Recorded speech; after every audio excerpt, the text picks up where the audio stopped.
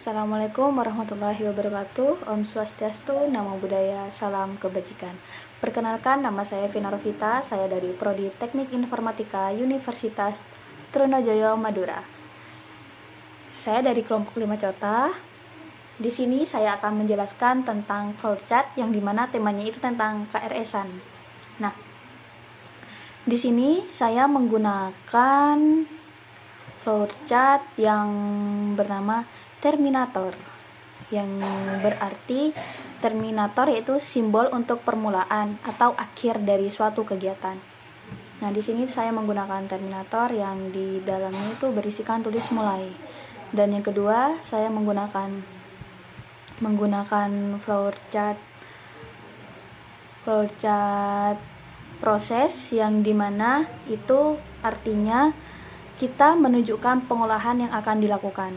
Nah, di sini tulisannya tertulis dengan buka Google, dimana kita kalau membuka Google itu berarti kita melakukan sebuah proses. Dan yang kedua, kita membuka Siakat yang menggunakan simbol flowchart yang proses juga, berarti artinya juga sama. Dan yang ketiga, kita melakukan login ke web Simaba. Yang keempat, kita menggunakan flowchart simbol output input, di mana simbol output input itu tempatnya yang artinya menyatakan proses input dan output tanpa tergantung dengan jenis peralatannya. Sini saya memasukkan nama username dan password. Nah, setelah kita klik login, kita akan dihadapkan dengan halaman yang berisikan dengan username dan password, dan di situ kita harus mengisinya yang sesuai dengan di KTM. Dan yang selanjutnya kita pilih menu KRS, kartu rencana studi. Di sini kita juga menggunakan simbol yang sama seperti sebelumnya, yaitu simbol input output. Nah, setelah ngeklik kartu rencana studi, kita pilih semester, yang dimana di situ sudah tertulis dari semester 1 sampai semester 8. Nah, yang selanjutnya kita memilih mata kuliah. Nah, di sini kita masih sama menggunakan flowchart yang simbol output input.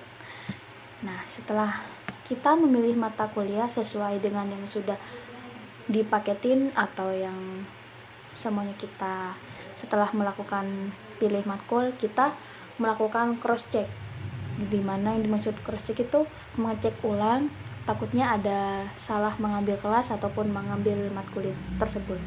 Setelah melakukan cross check semuanya sudah aman, kita lanjut ke selesai, dimana selesai itu kita klik selesai. Nah, setelah selesai kita baru minta validasi dosen, karena kalau kita tidak divalidasi oleh dosen, kita tidak akan tahu jadwal kita untuk kuliah. Karena di saat kita melakukan KRS-an dan kita tidak mencatat mata kuliah yang kita pilih dan kelas yang kita pilih, kita tidak akan tahu kita kebagian kelas apa aja. Disitulah pentingnya validasi. Nah, setelah validasi dosen, baru selesai, kita bisa mencetak itu semua. Tetapi ada juga satu minggu kita itu melakukan pekan KPRS-an, yang dimana KPRS-an itu pekan untuk revisi KRS. Nah, revisi KRS setelah semua selesai, kita klik kartu rencana studi. Habis itu bakalan ada tulisan revisi KRS. Nah, kita klik di situ. Setelah mengeklik revisi KRS, di sana bakalan ada kotak tentang hapus mata kuliah dan tambah mata kuliah. Jika kita memang memerlukan itu, kita bisa melakukan tambah mata kuliah jika ada yang kurang, dan jika ada kelas kita yang salah, kita bisa melakukan hapus mata kuliah. Setelah kita melakukan masa revisian, kita harus minta validasi lagi kepada dosen. Dan di sini sudah tertera dengan menggunakan flowchart proses, yaitu kotak, ya kan. Setelah validasi, baru kita bisa melakukan pencetakan KRS-an. Jika masa revisi ini penting bagi kalian. Nah, setelah kita selesai mencetak itu, kita harus meminta tanda tangan dosen pembimbing kita, yang dilakukan secara offline tentunya, ya kan, di kertas. Setelah itu selesai, yang dimana selesai di sini tuh menggunakan terminator, simbol untuk permulaan atau akhir untuk setiap kegiatan.